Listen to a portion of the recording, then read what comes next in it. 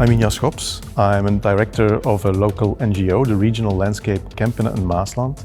But internationally, I'm an expert for biodiversity, climate change and social entrepreneurship.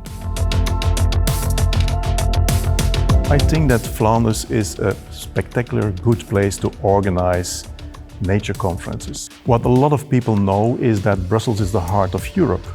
But what not a lot of people know is the proximity of wildlife in the vicinity of Brussels. So everything is in the backyard of Brussels. We have abundance of wildlife, and so this is a huge advantage because it's also about seeing, about feeling what nature can be and how it can play a role in our society. We are trying to find a new model to create nature which is close with the local communities. And that's something I think other countries can learn from us, because as we have done a lot of research, we come to the conclusion that investing €1 in a national park benefits the local community with €10. So it's the best banking company in the world. We have to become more latte-proof in the future. And latte is an acronym, and that acronym stands for local, authentic, traceable, trustworthy and ethical.